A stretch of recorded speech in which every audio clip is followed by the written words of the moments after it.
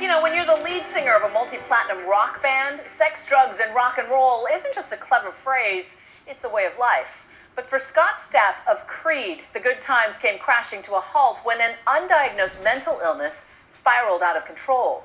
Now he's confronting it with newfound sobriety and the beloved wife who helped save him. Coming clean to ABC's Matt Gutman for a Nightline exclusive with People magazine.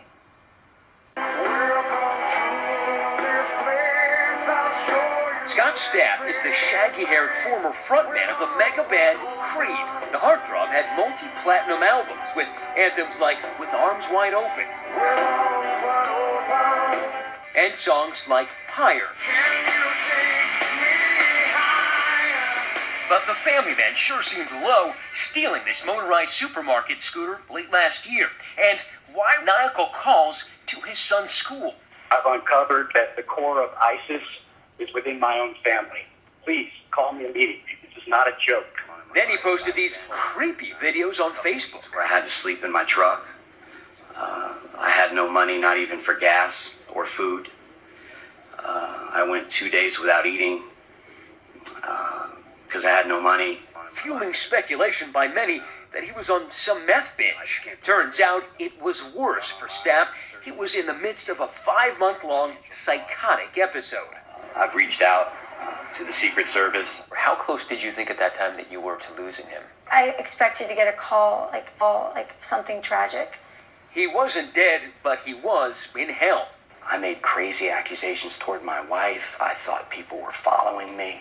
I thought there was a government conspiracy to drug me. He says his descent began in 1998, just when he started soaring. Telling ABC News his nosedive began just after Creed's multi-platinum debut album, My Own Prison. I had 4 #1 singles.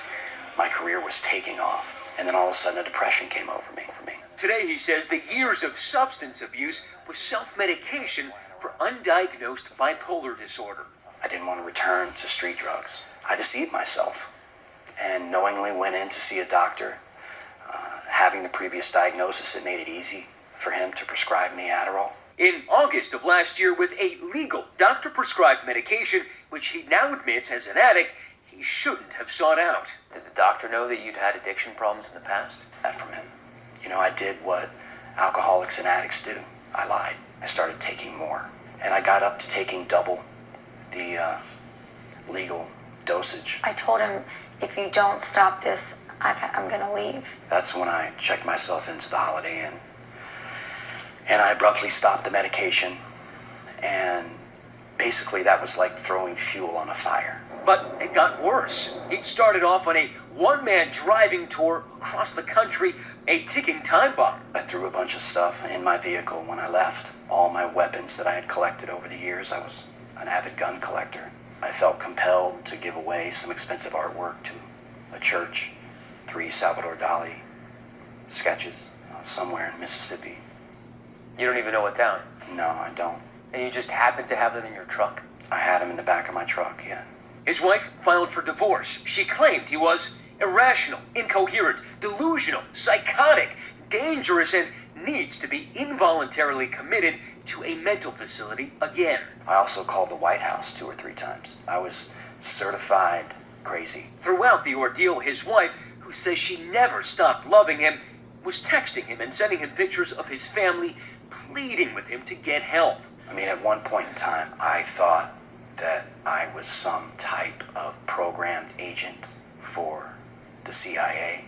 The more your delusion persists, the more it actually sounds like, the Bourne Identity. I thought that I was Jason Bourne. I thought I was just like that. In November 2014, Stapp called 911. Well, I had called 911 because I thought I was having a heart attack.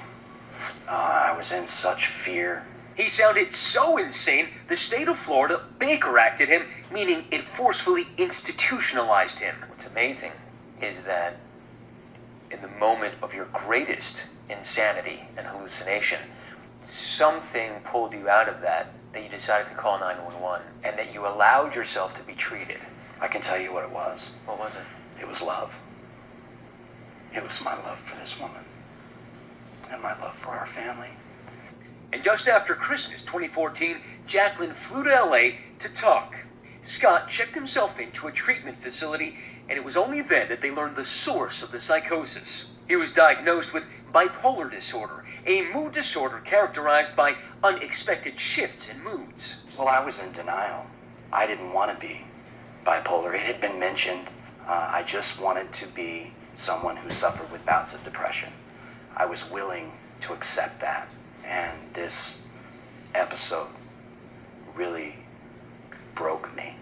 After a 9-month ordeal, suffering in silence, the couple is speaking out, also opening up to People magazine to bring awareness to bipolar disorder and their struggle to stay together. Jacqueline, not only did he freak the family out, but he humiliated you guys. Can you forgive him for all that's happened? I mean, I can definitely forgive. I don't know if I can forget it. I mean, it's forever, but I have to forgive. I can't let this haunt me forever. I'm writing a lot of songs for my wife right now. And with that diagnosis, the man who says he was caged by this disease, finally getting the right treatment. His road trips, not much longer these days than strolling to the lake behind his Florida home. You come out here every day and try to meditate? Yeah, it's the first thing that I do when I wake up in the morning. And it's just something to get my thoughts outside of myself and on something bigger. And just kind of focus on what really matters in my life. And you know, that's my family. For Nightline, I'm Matt Gutman, Boca Raton, Florida. Now that's what I call a happy ending. People magazine on stands now.